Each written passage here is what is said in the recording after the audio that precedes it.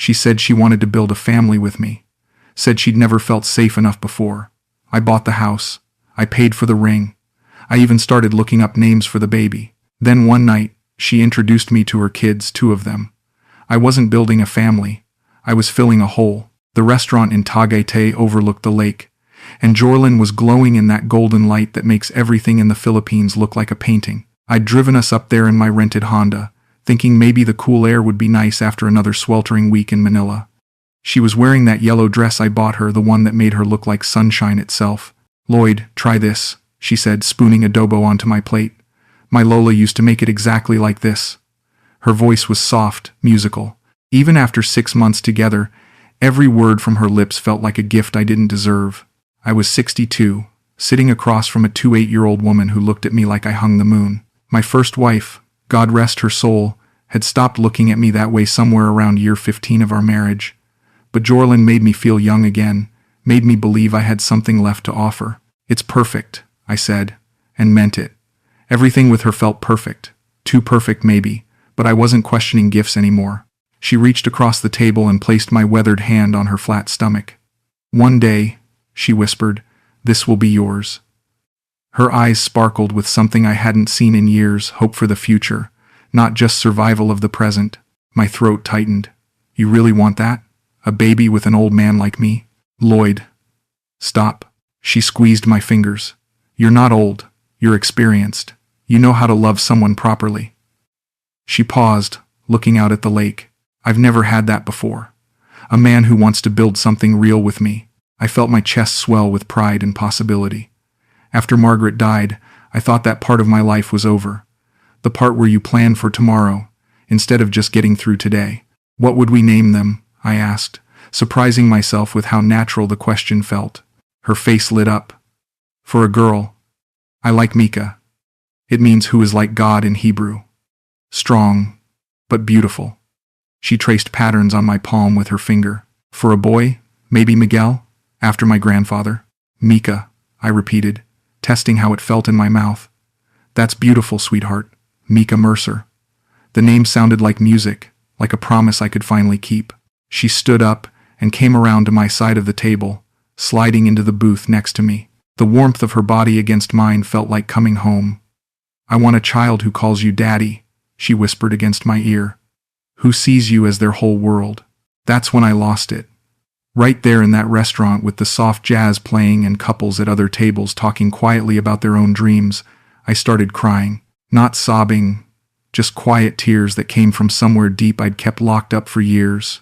"Hey," she said, wiping my cheek with her thumb. "Why are you sad?" "I'm not sad," I managed. I never thought I'd get this chance again, to be someone's first choice, to build something from the beginning instead of trying to fix what's already broken." She kissed my forehead, gentle as a prayer. "You are my first choice, Lloyd. You always will be." That night, driving back to Manila through the winding mountain roads, she fell asleep against my shoulder. I kept one hand on the wheel and one on her leg, feeling the steady rhythm of her breathing. For the first time in 3 years, I wasn't thinking about Margaret's empty chair at the breakfast table or my son David's weekly duty calls that felt more like business transactions. I was thinking about cribs and birthday parties and teaching a little girl named Mika how to ride a bike. I was thinking about being the kind of father I wished I'd been the first time around, when I was too busy climbing ladders and proving myself to notice the small moments that actually mattered. When we got back to her neighborhood, I walked her to the entrance of her building like I always did. She never invited me up, said she was embarrassed about how small her place was, but I didn't mind. I was raised to respect a woman's boundaries. "Thank you for today," she said, standing on her tiptoes to kiss me goodbye, "for making me feel like someone worth building dreams with." "Thank you for giving me something to dream about again," I said back. As I watched her disappear into that building, I was already planning. Already thinking about upgrading my visa status, maybe finding us a nicer place with room for a nursery. Already imagining the weight of a baby in my arms and the sound of little feet running through a house that finally felt alive again. I drove back to my hotel that night with the windows down, the warm Manila air rushing through the car like a promise of all the tomorrows we'd have together.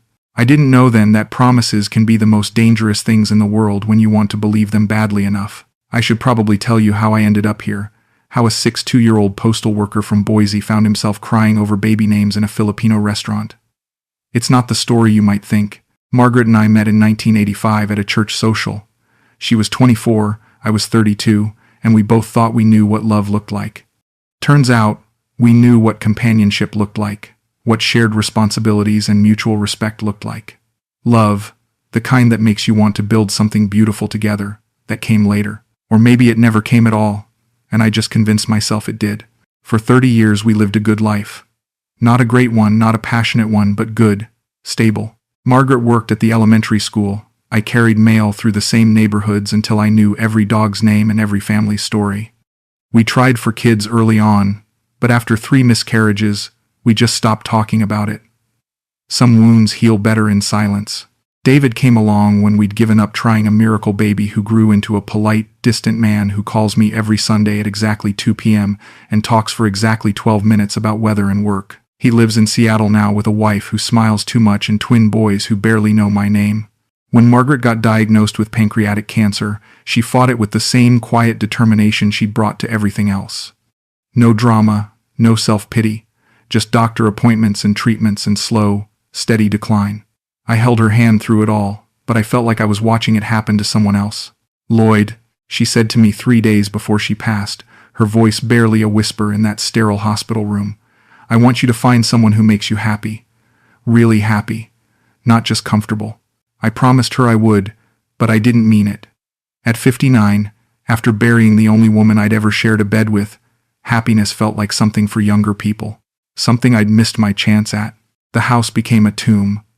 Every room echoed with conversations we'd never had, dreams we'd never chased, passion we'd never felt. I'd sit in my recliner after dinner, watching the same shows we'd watched together, but now the silence between characters felt deafening. That's when Craig, an old army buddy who'd been living in the Philippines for 10 years, called me up with his crazy idea. "Lloyd, you're rotting away in that house," he said during one of our weekly check-ins. "Come visit, just for a month. See how the other half lives." "I'm too old to start over, Craig." "Who said anything about starting over? I'm talking about starting, period. You never started, brother. You just existed." Something about the way he said it hit me in a place I'd been trying to ignore. Margaret's words echoed in my head. Find someone who makes you really happy. The dating site was Craig's idea too. Filipino women appreciate older men, he explained when I landed in Manila that first time, still jet-lagged and wondering what the hell I was doing. They're not looking for pretty boys or flash. They want stability, kindness, someone who knows how to treat them right. Jorelyn's profile caught my attention because she didn't look like the others. No bikini shots, no poses with motorcycles or nightclub backgrounds. Just a simple photo of her at what looked like a family gathering, wearing a modest blue dress and smiling genuinely at something off camera. Her message was simple too. "Hello, Lloyd. I saw in your profile that you like old movies. I love Casablanca. Would you like to discuss Bogart over coffee sometime?" A woman who knew Bogart. At 28, she knew Bogart and wanted to talk about it. That should have been my first red flag right there. How many 8-year-olds in Manila are watching 1,940 seconds American cinema? But I was lonely, and she was beautiful, and sometimes when you're drowning, you don't question the rope. Our first date was at a Starbucks in Quezon City. She showed up exactly on time, wearing jeans and a white blouse, looking nervous but excited. When I told her about my work at the Postal Service, she didn't yawn or change the subject like most people do. She asked real questions. "Do you know all the people on your route? Do they trust you with their secrets?" "Some do," I said. "Mrs. Henderson always asks me to check if her son's letters from college look thick enough to contain money. Mr. Park saves his coffee for me every morning at exactly 9:15. "That's beautiful," she said, and the way she said it made me believe it actually was. "You're part of their daily story. You matter to them." No one had ever told me I mattered before. Not in 30 years of marriage, not in 28 years of carrying other people's mail. But this young woman with the bright eyes and gentle voice made me feel like I was more than just someone who showed up and did his job. By our third date, I knew I was in trouble. By our sixth, I was researching visa requirements and looking at apartments with 2 bedrooms. By our 10th, I was calling myself an idiot but doing it anyway, because for the first time in my adult life, someone was excited to see me walk through the door. Margaret had loved me the way you love a good pair of shoes, comfortable, reliable, nothing fancy, but they get you where you need to go. Jorelyn looked at me like I was a gift she couldn't believe was really hers. Maybe that should have been another red flag. Maybe no one should look at a 62-year-old retired postal worker like he's a prize worth winning. But I was hungry for it, starving for it, and she kept feeding me exactly what I needed to hear. "You make me feel safe," she'd whisper when we'd walk through the busy streets of Manila, her small hand tucked into my elbow. "Like nothing bad can happen when you're here." And I'd think, this is why I survived Margaret's death. Why I survived all those years of quiet desperation. This is what I was being saved for. We fell into a routine that felt as natural as breathing. Sundays became our day, grocery shopping at SM North, lunch at Jerry's Grill, wandering through the endless maze of shops and food courts like we had all the time in the world. "Lloyd, try this," she'd say, holding up a spoonful of Halo Halo or some exotic fruit I'd never heard of. Everything was an adventure with her. Every small experience felt worth sharing. The other expats I'd met through Craig, they complained constantly about the heat, the traffic, the noise. But walking through those malls with Jorelyn, watching her face light up at the simplest things, I felt like I was seeing the Philippines through her eyes instead of my own expectations. "You know what I love about you?" she said one Sunday as we sat in the food court, sharing a plate of pancit that cost less than a cup of coffee back home. "You're not trying to change everything. Most foreigners come here and spend all their time missing America. You just appreciate what's here." I reached across the table and tucked a strand of hair behind her ear. "What's to miss? I got more life in 6 months with you than I had in 6 years back home." That made her smile, but there was something sad in it too. Something I couldn't quite read. "Sometimes I wonder what it would be like," she said quietly, "to start over somewhere completely new, where nobody knows your past." "What's wrong with your past?" I asked, but she just shrugged and changed the subject. It was around that time she mentioned her business idea. She'd been working part-time at a call center, but she hated the night shifts and the angry customers. "I want to start something of my own," she explained as we walked through the beauty section of SM. "Korean cosmetics are so popular now. I could buy wholesale and sell online." "That sounds like a great idea," I said, and meant it. I'd always admired entrepreneurs, people who saw opportunities instead of obstacles. But I'd need capital for inventory, maybe a better phone for taking photos, somewhere to store everything. She trailed off, looking at the displays of serums and face masks, with such longing that my heart ached for her. That night, I couldn't sleep thinking about it.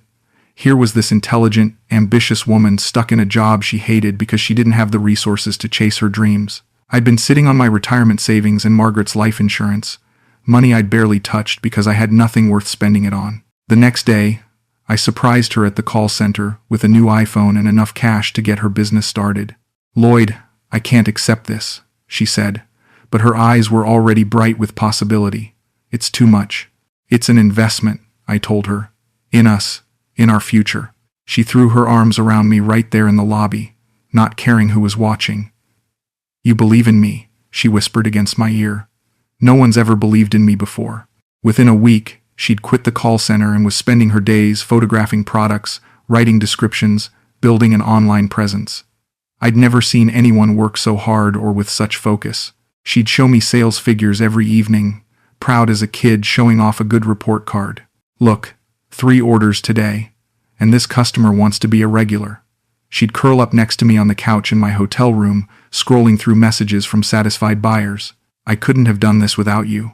When she mentioned needing a better way to make deliveries around the city, I found myself at a used motorcycle lot, negotiating for a bright red Honda that made her squeal with delight when I surprised her with it. "Lloyd, you spoil me too much," she said, but she was already climbing on, adjusting the mirrors, planning her delivery routes. "You deserve to be spoiled," I said back, and watching her drive away that first time, independence and joy radiating from every inch of her, I felt like I'd finally done something right with my life. Her success became my success. When she landed a big order from a customer in Cebu, we celebrated with dinner at the nicest restaurant in Makati. When she got featured in a blogger's roundup of rising Filipino entrepreneurs, I was prouder than if I'd won the lottery myself. "You know what this means?" she said one evening, showing me her monthly earnings report. "I can take care of myself now. I'm not dependent on anyone." The way she said it made me feel warm and nervous at the same time. Warm because I'd helped someone achieve their dreams. Nervous because I was starting to realize how much I'd come to depend on being needed by her. "Does that mean you don't need me anymore?" I asked, trying to keep it light. She looked at me with such tenderness that my chest tightened. "Lloyd, I'll always need you. But now I need you because I choose you, not because I have to. That's the difference between love and survival." That night, as she fell asleep in my arms, I stared at the ceiling thinking about what she'd said. Love and survival. I'd spent 30 years with Margaret thinking they were the same thing. Maybe that was the problem. Maybe that's why we'd both felt like we were just getting through life instead of actually living it. With Jorelyn, everything felt like living. Even grocery shopping, even sitting in traffic, even the mundane daily details that had felt like chores with Margaret felt like small adventures with her. She made me want to pay attention to the world again, to notice the way light fell across her face when she laughed or the pride in her voice when she talked about her customers. But there were moments, small ones, where I caught something else in her expression. A distance, maybe, or a calculation. When I paid for things, when I handed her money for rent or utilities, there'd be this flicker of something I couldn't name. Gratitude, yes, but something else underneath it. "You make me feel like a real woman," she said to me one Sunday as we walked through the mall, my arm around her shoulders, her head tucked against my chest, like someone worth taking care of. I squeezed her closer, breathing in the floral scent of her shampoo. "You are worth taking care of. You're worth everything." But even as I said it, some part of me wondered, was I taking care of her, or was she taking care of me? Was I her provider, or was she mine? And did it matter, as long as we both got what we needed? Looking back now, I think that was the question I should have been braver about asking. But I was happy, maybe for the first time in my adult life, and I didn't want to examine it too closely. Some gifts, you don't look too hard at the price tag. For 8 months, I walked Jorelyn to her building entrance every time we went out. For 8 months, she'd kiss me goodnight at the security gate and disappear into the elevator while I waited below to make sure she got inside safely. For 8 months, I never questioned it. "It's so small," she'd say whenever I offered to come up and help with something. "I'm embarrassed. You're used to nice American houses with big rooms. My place would make you sad." The way she said it, with genuine shame in her voice, made me want to protect her from that feeling. "Sweetheart, I don't care about size or fancy furniture. I just want to spend time with you. Soon," she'd promise, touching my cheek with her palm. "When I save enough to move somewhere nicer, somewhere worthy of you." I should have recognized the pattern. I should have noticed that soon was her favorite word when it came to things she didn't want to discuss. Soon we'd meet her family. Soon she'd introduce me to her friends. Soon I could see where she lived, where she kept her things, where she went when we weren't together. But I was 62, and in love for maybe the first time in my life, so I convinced myself I was being respectful. Old-fashioned. Giving her space and privacy instead of being pushy like some of the other American men I'd seen in Manila, demanding access to every corner of their girlfriends' lives. The first crack in my willingness to wait came on a Tuesday afternoon. I'd been helping her with a large delivery order boxes of skincare products that needed to be sorted and packaged, and we'd been working in my hotel room for hours. The air conditioning was acting up, and the space was getting cramped with inventory everywhere. "Why don't we take this stuff to your place?" I suggested. "Might be easier to spread out there, and you could organize your storage system." She froze, a box of face masks halfway to the shipping bag. "No, this is fine. We're almost done anyway." "Jorelyn, we've got 40 more packages to put together. My room's not big enough for this kind of operation." I said, "No, Lloyd." Her voice was sharp, sharper than I'd ever heard it. Then immediately, she softened. "I'm sorry. I don't want you to see how I live. It would change how you look at me. Nothing could change how I look at you. You don't know that." She sat down on the edge of my bed, suddenly looking exhausted. "You see me in nice restaurants, in malls, all dressed up for our dates. You don't see me in my real life." I sat next to her, taking her hand. "I want to see you in your real life. That's the point of loving someone, isn't it? Loving all of them, not just the pretty parts they show you on Sunday afternoons." She looked at me for a long moment, and I thought she might finally invite me up. Instead, she kissed my forehead and said, "You're too good for this world, Lloyd Mercer. Too good for me." The second crack came a few weeks later. Jorelyn had mentioned her ceiling fan was broken. It made a terrible grinding noise and barely moved any air. The summer heat was brutal that year, and I hated thinking of her lying awake at night, sweating in a stuffy room. "I'll come take a look at it," I offered. "I'm pretty handy with basic repairs. Fixed plenty of ceiling fans back home." "Oh no, you don't need to." "I want to. Let me help you with something for a change, instead of always being the one who gets taken care of." The panic that flashed across her face was brief but unmistakable. "It's really not that bad. I'm used to it." "Jorelyn, it's 95 degrees outside. You shouldn't have to suffer through broken appliances when I can fix them." "I'll call a repair guy," she said quickly. "Someone local who knows these old buildings." "Why would you pay a stranger when your boyfriend can do it for free?" "Because," she stopped, looking trapped. "Because I'm not ready yet, okay? Please don't push me." There was something in her voice that made me back down immediately, something that sounded less like embarrassment and more like fear. So I gave her money for the repair guy instead and told myself I was being understanding. But late at night, alone in my hotel room, I'd find myself wondering what she was so afraid of me seeing. Was it poverty, mess, other people? I dated enough to know that women sometimes felt self-conscious about their living situations, especially when dating men who seemed more financially stable. But this felt different. This felt like she was protecting something, not just hiding from shame. The third crack was the biggest one. We'd been walking through her neighborhood after dinner, and she'd gotten a phone call that made her face go pale. She spoke rapid Tagalog, voice tense and worried, occasionally glancing at me with apologetic eyes. "Is everything okay?" I asked when she hung up. "My neighbor.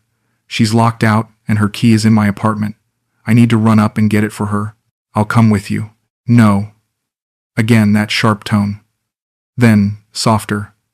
She's embarrassed too. About her English. It would be awkward for her. I'll wait downstairs then. "Actually, could you maybe walk to that convenience store we passed? Get us some water for the heat? This might take a while." It felt like she was giving me an errand to get me away from her building entirely. But I went, because I trusted her, because I loved her, because I didn't want to be the kind of man who questioned every small inconsistency. When I got back 20 minutes later, she was waiting at the security gate, looking relieved to see me. "All sorted out," she said brightly. "My neighbor says thank you." "Which floor is she on?" I asked casually. "Maybe we'll run into her sometime." "Oh, she moved out actually. Last week. That's why she needed the key, to get her last few things." The story didn't quite make sense, but I let it slide. I'd become good at letting things slide with Jorelyn, at accepting explanations that felt just plausible enough to avoid conflict. But that night, I called Craig. "Do you think it's weird that I've never been inside my girlfriend's apartment? After 8 months?" "Brother," he said, and I could hear him taking a long drink of his beer through the phone. "In my experience, when a Filipina doesn't want you seeing where she lives, it's usually because someone else is living there too. Jorelyn's not like that. I'm not saying she's cheating. Could be family. Could be kids. Could be 3 roommates and a bunch of stuff she's embarrassed about. Could be perfectly innocent. Then why wouldn't she just tell me? Because she knows it would change things. And maybe she's not ready for things to change yet." After I hung up, I sat in my hotel room staring at the ceiling, Craig's words echoing in my head. Someone else living there. The possibility had never seriously occurred to me. But now I couldn't shake it. What if she had family she was supporting? What if she had obligations I didn't know about? What if her reluctance wasn't about embarrassment but about protecting people who depended on her privacy? Part of me wanted to confront her directly. Part of me wanted to show up unannounced and demand answers. But the bigger part of me, the part that had fallen completely and utterly in love with this woman, was terrified of what I might find. So I did what I'd been doing for 8 months. I waited. I trusted. I told myself that when she was ready, she'd let me in. That love meant being patient with people's boundaries, even when those boundaries felt like walls. I had no idea that some walls aren't meant to protect feelings. They're meant to protect secrets. And some secrets, once you know them, change everything you thought you understood about love. The proposal wasn't planned. I'd been carrying the ring around for 3 weeks, waiting for the perfect moment, the perfect place, the perfect words. But love doesn't wait for perfection. And that morning, sitting in a coffee shop in Ortigas while rain drummed against the windows, everything felt right. Jorelyn was showing me photos on her phone from a successful delivery route, her face glowing with pride over her growing business. "Look at this customer review," she said. "Best service I've ever received. Will definitely order again. I'm building something real, Lloyd. Something that matters." "You are," I said, reaching across the table to touch her hand. "I'm so proud of you." She looked up from her phone and caught something in my expression. "Why are you looking at me like that?" "Like what?" "Like you have something important to say." My heart started pounding. "Maybe I do." I pulled the small velvet box from my jacket pocket and set it on the table between us.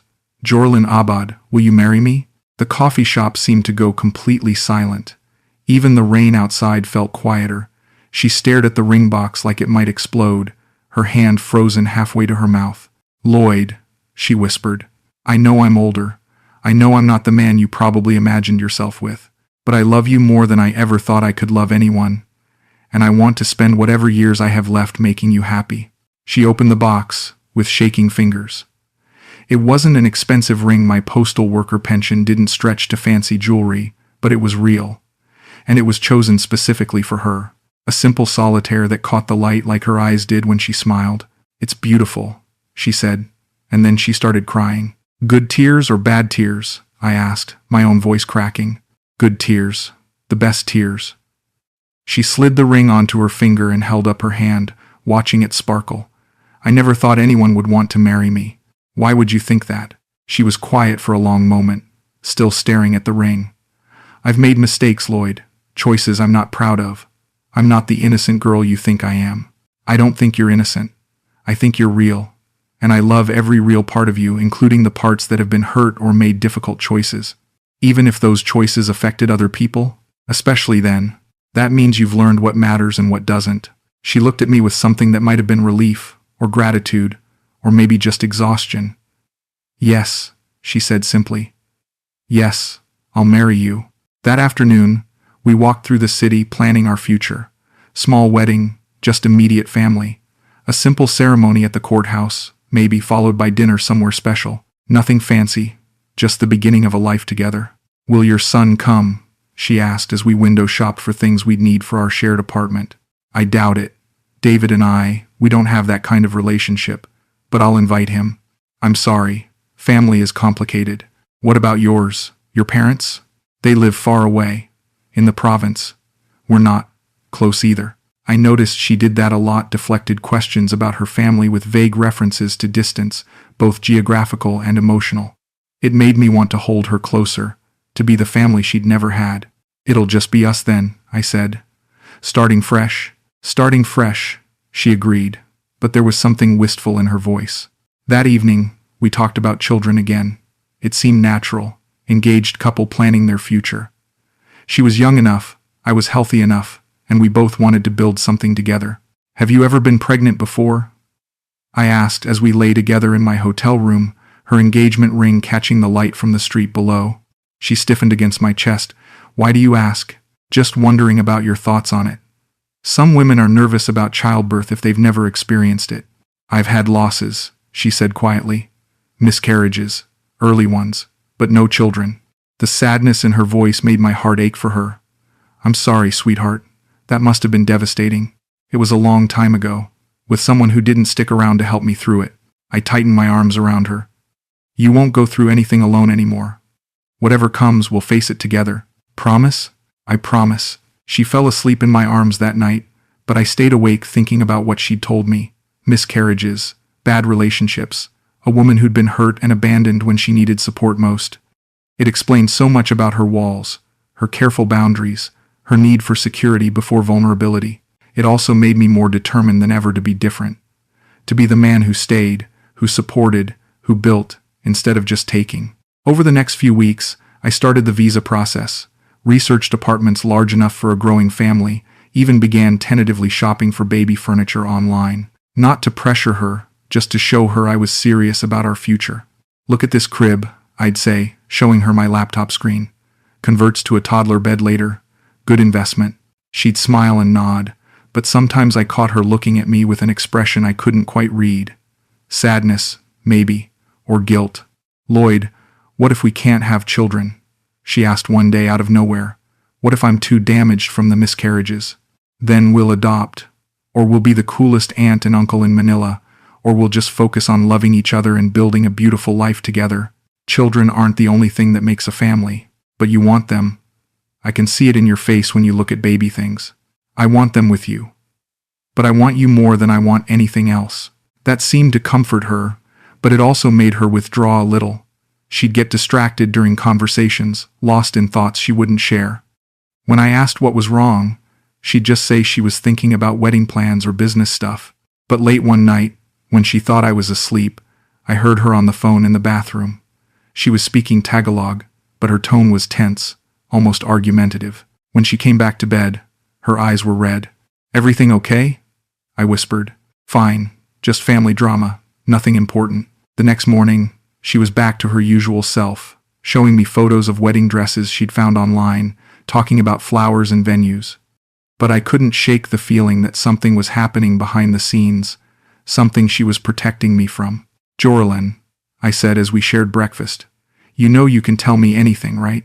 If there's something you're worried about, something from your past that's affecting our future, I want to help." She reached across the table and took my hand. "I know, and I love you for saying that, but some things you have to let people work through on their own. Even when you're about to marry them? Especially then." I didn't understand what she meant at the time. I thought she was talking about old heartbreaks, old trauma that needed healing before she could fully commit to our future. I thought I was being patient and understanding by giving her space to process whatever ghosts she was fighting. I had no idea that the ghosts weren't from her past. They were living in her apartment, calling her at night, depending on her in ways that would make everything I thought I knew about our relationship crumble like a house built on sand. The night before I discovered the truth, she held me tighter than usual as we fell asleep. "Lloyd," she whispered into the darkness, "I need you to know that whatever happens, what we have is real.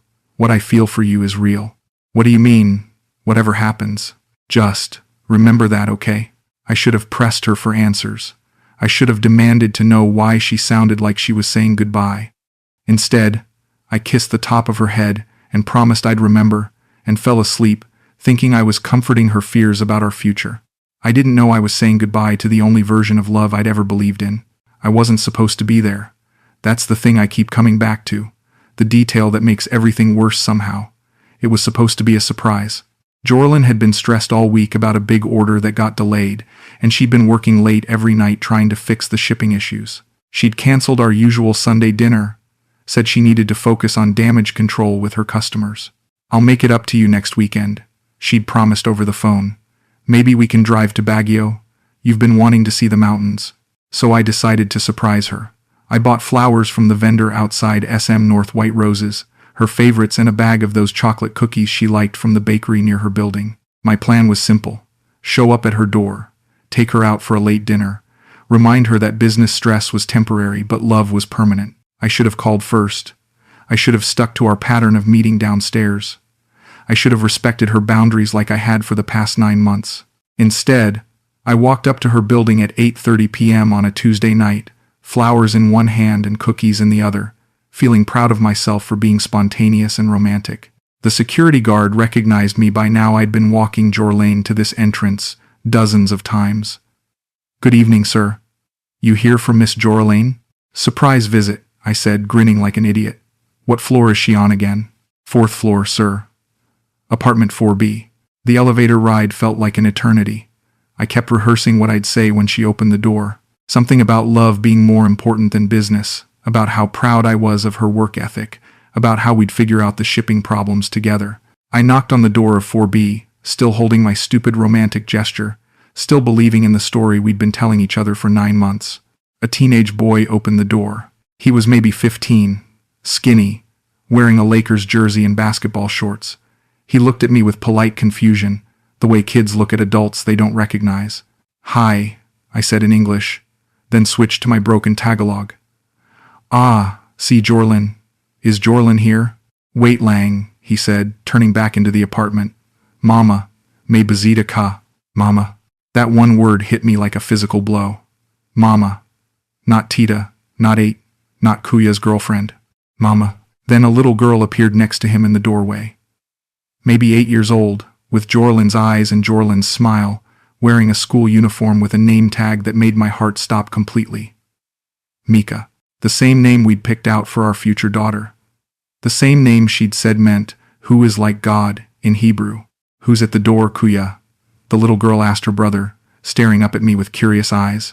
I stood there, frozen, flowers wilting in my sweaty grip, watching these two children who existed in the life Jorelyn had kept completely separate from me. Children who called her mama, children whose existence explained every boundary she'd ever set, every soon she'd ever promised, every wall she'd ever built between her real life and whatever fantasy we'd been living together. "Lloyd?"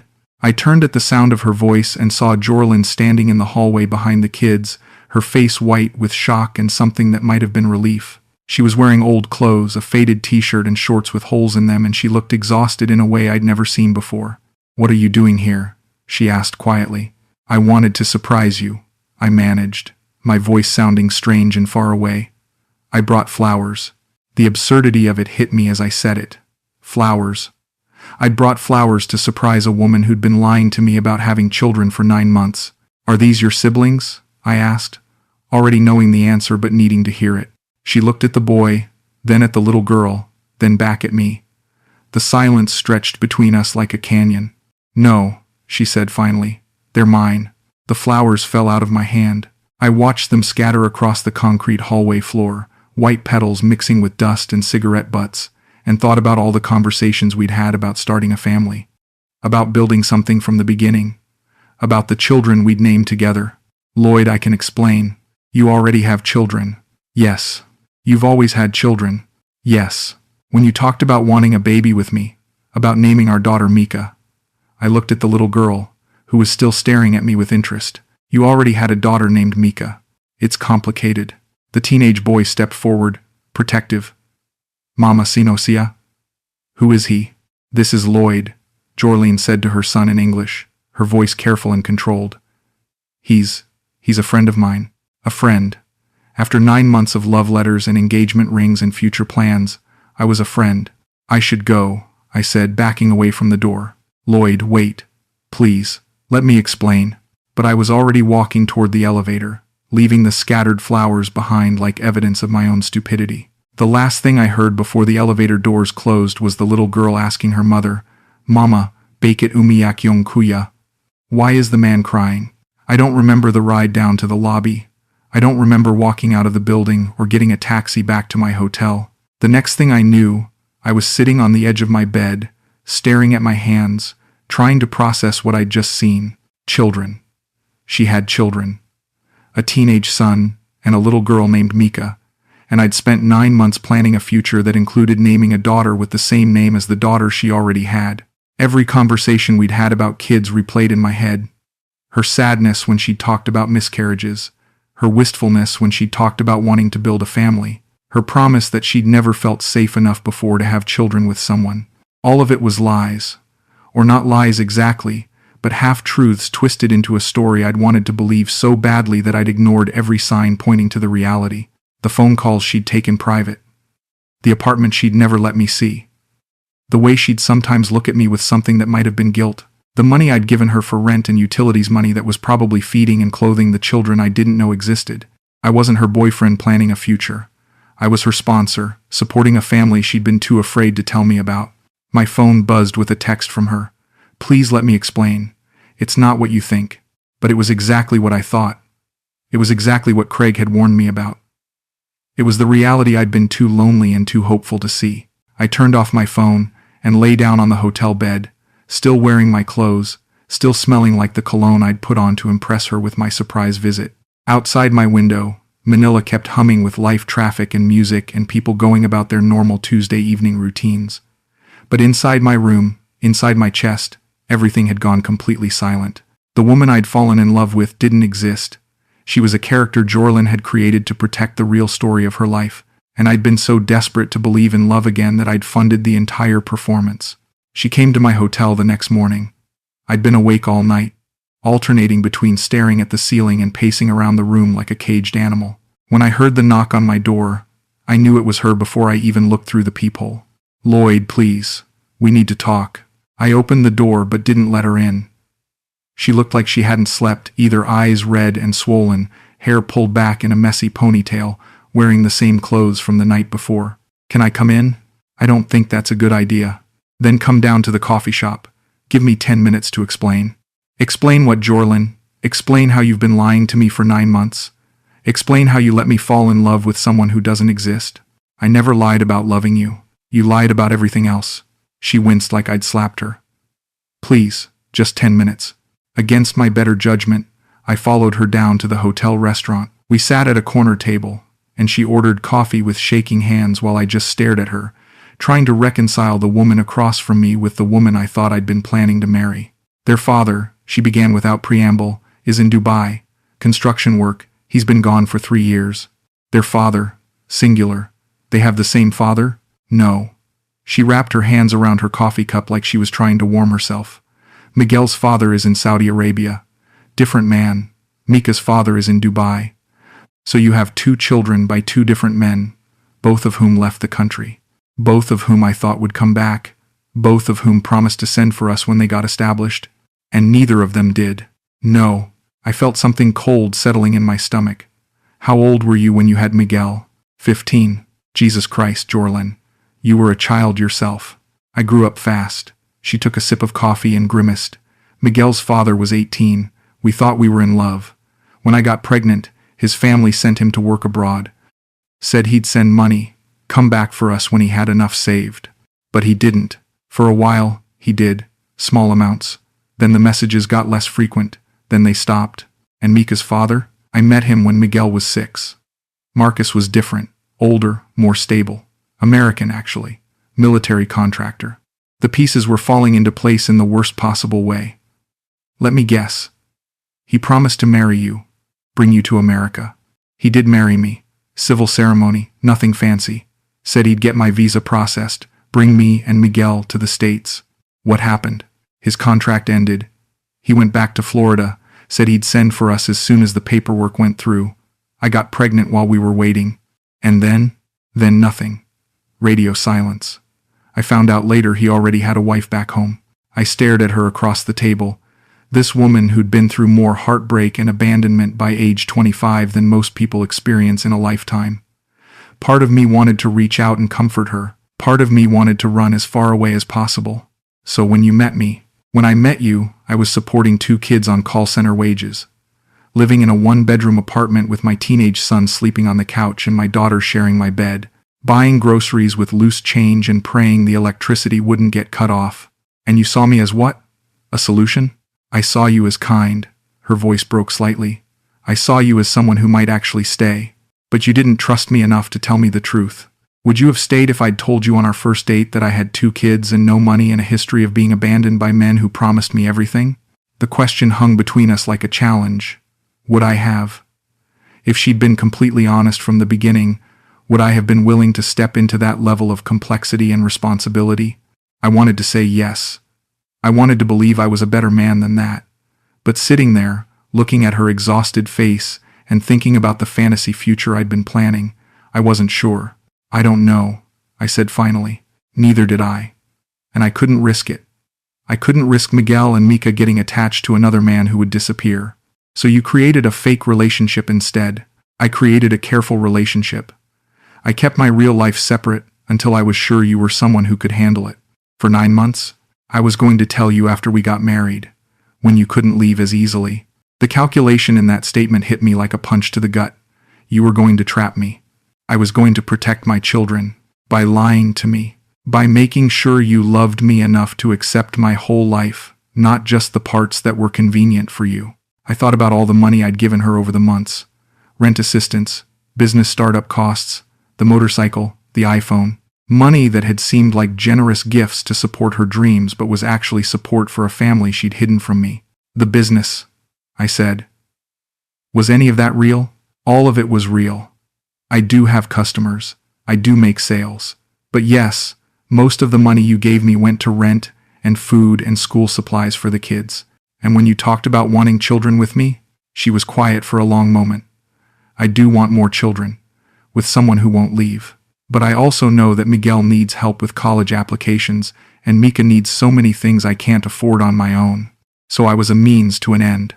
You were hope.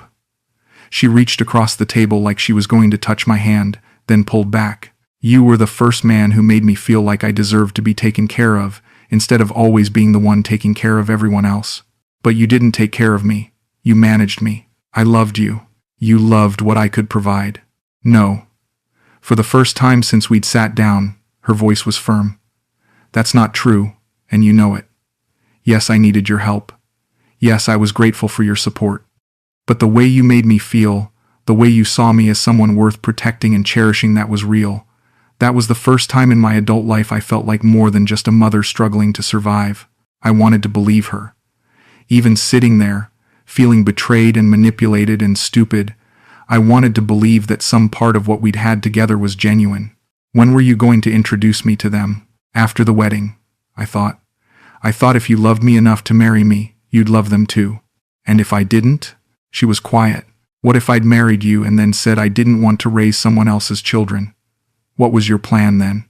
I don't know, she whispered. I was hoping it wouldn't come to that. I stood up from the table, leaving money for the coffee neither of us had really touched. I need time to think. Lloyd, please don't go. We can work through this. Can we? Because right now, I don't even know who you are. The woman I fell in love with doesn't exist. She was a story you told me to get what you needed. She does exist. She's just more complicated than you knew. Everything is more complicated than I knew. I walked away from her sitting there in that coffee shop, and I didn't look back. But I could feel her watching me leave, and I could hear her crying even after the elevator doors closed. That night, I deleted the baby names from my notes app. All of them, the lists I'd been making for months, the meanings I'd looked up, the combinations I'd been testing out loud when I was alone in my hotel room. Mika wasn't a name we'd chosen together for our future daughter. It was the name of the daughter she already had, the daughter whose existence she'd hidden from me while letting me dream about a family we'd never build. I wasn't her first chance at love. I was her backup plan. And the worst part was, I couldn't even hate her for it. I should have left Manila that week. Should have booked the first flight back to Boise and started the long process of forgetting I'd ever believed in love again. Instead, I spent 3 days in my hotel room, ordering room service, and staring at the engagement ring I'd bought for a woman who'd never really existed. On Thursday, I made a decision that felt like closing a book I'd never get to finish reading. I was going to return the necklace. It was a small thing, a delicate gold chain with a pearl pendant I'd bought her for our 6-month anniversary. She'd worn it every day since, touching it unconsciously when she was nervous or happy.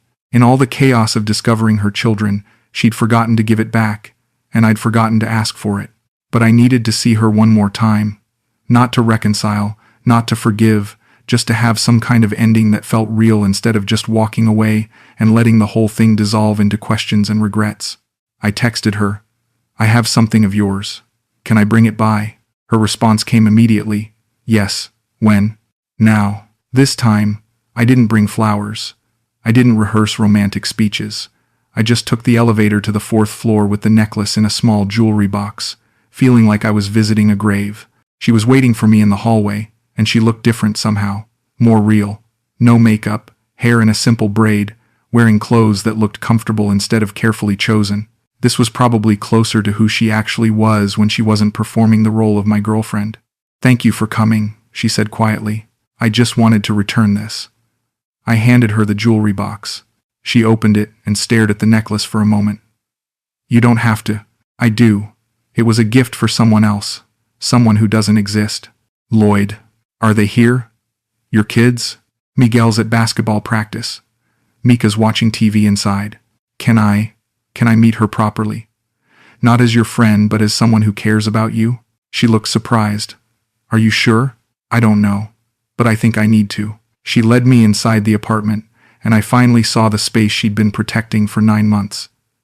It was small, yes, but clean and warm. The living room had a couch that was obviously Miguel's bed, carefully made up with blankets folded at one end. Children's drawings covered the refrigerator. School books were stacked neatly on a plastic table. It looked like a home where people took care of each other. Mika was curled up on the couch watching cartoons, and when she saw me, she waved shyly. Hi, Kuya Lloyd. Hi, Mika. Mama said you're her friend. I glanced at Jorelyn, who was watching this interaction with something that looked like fear. I am. Or I was. It's complicated. Adults always say things are complicated, Mika said with the wisdom of an 8-year-old. Usually it just means they're sad about something. Yeah, I said, sitting down on the edge of the couch. Usually it does. Are you sad because Mama has to work so much? Something like that. She works really hard. But she makes good money now, so we can buy better food and I can take piano lessons. I looked at Jorelyn, who was standing in the doorway looking like she wanted to disappear. The piano lessons I'd probably paid for without knowing it. The better food that had come from money I'd given her for business expenses. Do you like piano lessons? I asked Mika. Yes. Do you want to hear me play something? Before I could answer, she was dragging me over to a small keyboard set up in the corner. It wasn't expensive, but it was well used and obviously loved. She played a simple version of Mary Had a Little Lamb, concentrating hard on getting every note right. That's beautiful, I said when she finished, and meant it. Miguel taught me that one. He's really good at music. Mama says maybe he can get a scholarship for college if he keeps practicing guitar. That would be wonderful. Do you have kids, Kuya Lloyd? The question hit me harder than I expected. No, I don't. That's sad. You seem like you'd be a good papa. I had to look away from her bright, honest face. Thank you for playing for me. When Miguel came home from basketball practice, sweaty and tired but polite, he shook my hand and said, "Nice to meet you properly, sir. You too. Mama talks about you sometimes, says you're kind to her. She's kind to me too. Good. She deserves someone who's kind to her." The simple statement, delivered without malice or manipulation, just honest protectiveness, nearly broke me. This 15-year-old boy who'd been the man of the house since he was 12, who'd watched his mother get her heart broken by men who made promises they didn't keep, was giving me his cautious approval. As I got ready to leave, Jorelyn walked me to the door while the kids finished their homework at the plastic table. "They're good kids," I said. "They are. They're my whole world. I can see that. Lloyd, I need you to know that what I told you about loving you, that was true. That part was never a lie. I believe you. But it's not enough, is it?" I looked at her standing there in her doorway. This woman who'd juggled motherhood and survival and loneliness for so many years before I'd ever appeared in her life. Who'd built a careful wall around her real world to protect it from more disappointment. Was any of it real? I asked. The conversations about our future, the plans we made, the way you looked at me when we talked about having children together? All of it was real. It was just incomplete.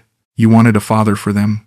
I wanted a partner, someone who'd love all of us, not just the easy parts. But you didn't trust me to choose that. You tried to make the choice for me.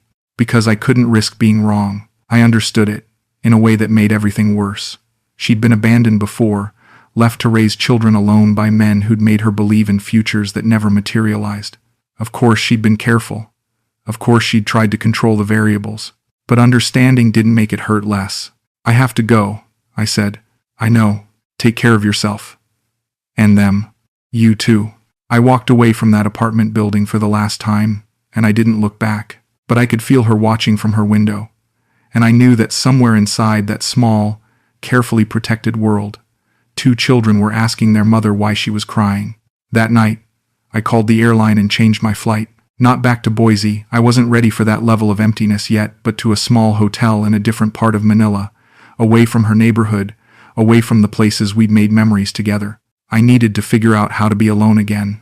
But this time, I needed to be alone in a place where I could remember what it felt like to love someone, even if that love had been built on a foundation that couldn't hold the weight of real life.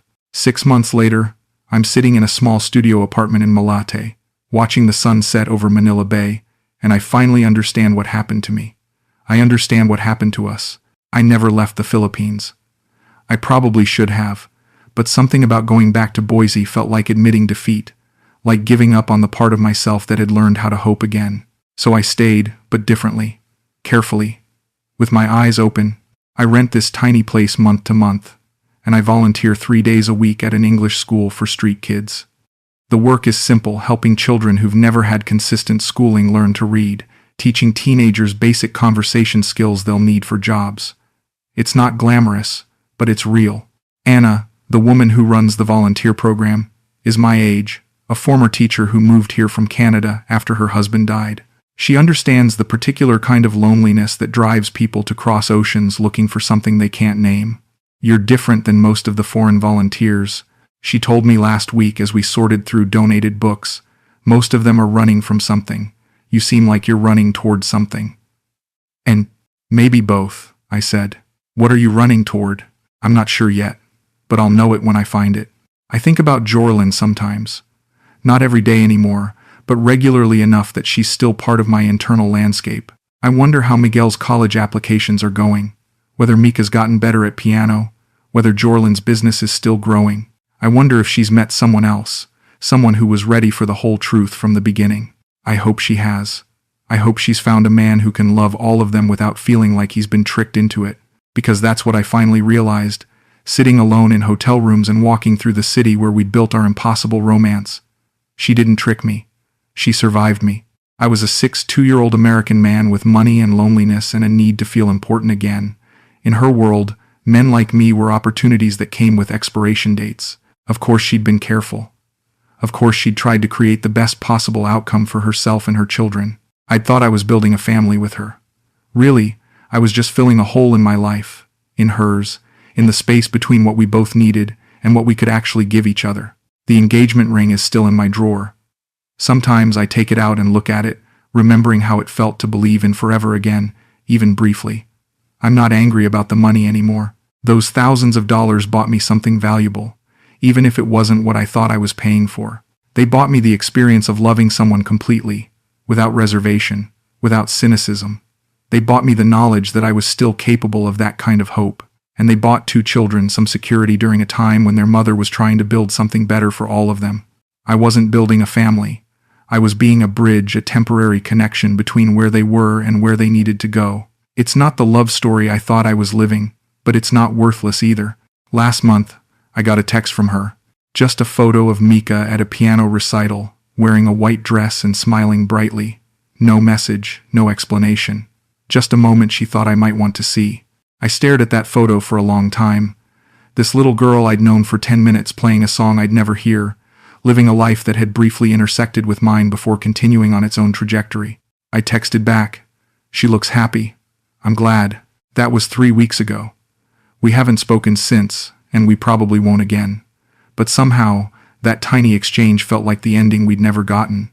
Not forgiveness exactly, not reconciliation, just acknowledgement that we'd both been real people, trying to make the best choices we could with the information we had. The truth is, I did love her. All of her, even the parts I never got to meet. I loved the woman who got up before dawn to make Miguel breakfast before school.